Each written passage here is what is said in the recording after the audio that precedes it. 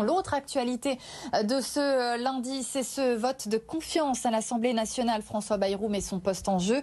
Les députés vont devoir voter. Pour en parler, Cyril Ezaghsibili est avec nous. Bonjour. Bonjour à vous. Député MoDem de la 12e circonscription du Rhône. Vous allez à Paris dans les prochaines minutes, comme Anaïs Bellois-Sacherifi qu'on vient d'entendre sur BFM Lyon. Direction l'Assemblée nationale, dans un communiqué signé par tous les parlementaires du Rhône du camp présidentiel. Vous parlez d'une démarche responsable du gouvernement qui doit être soutenue. Pourquoi cette initiative commune déjà, tout d'abord?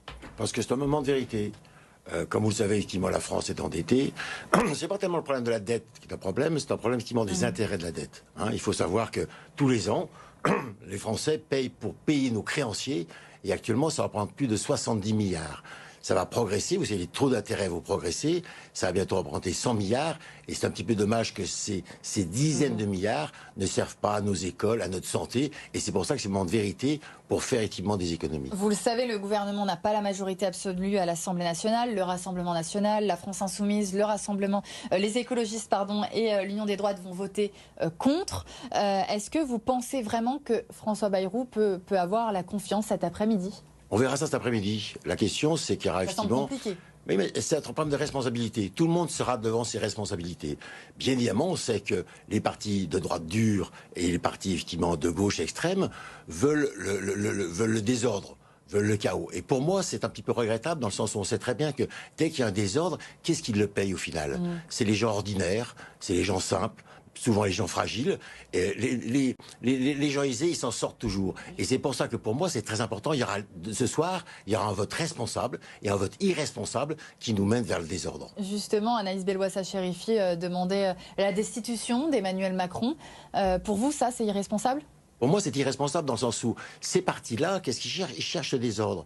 Et on sait qu'au final, et surtout de sa part, de la part des Insoumis, on sait très bien que plus il y aura de désordre, plus on fera progresser le Front National. Mais vous dites dans votre communiqué que la majorité des Français sont prêts à faire des efforts. Mais est-ce que vous ne pensez pas que les Français, les Rhodaniens qui nous écoutent, ils ont déjà fait assez d'efforts ? Non, c'est un moment de vérité. Je pense que tout le monde est prêt. Maintenant, je pense, grâce à ce qu'a fait François Bayrou, les gens ont conscience du problème.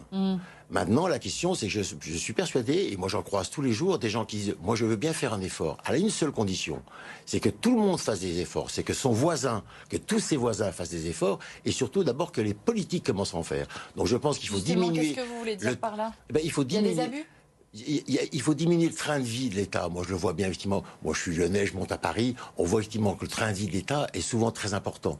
Et bien, grosso modo, je pense que le train de vie de l'État, le train de vie des politiques doit diminuer. Et même nous, parlementaires, vous seriez prêt moi, je suis prêt, effectivement, à diminuer, effectivement, mes indemnités, dans le sens où tout le monde doit faire les efforts, et notamment les politiques en premier.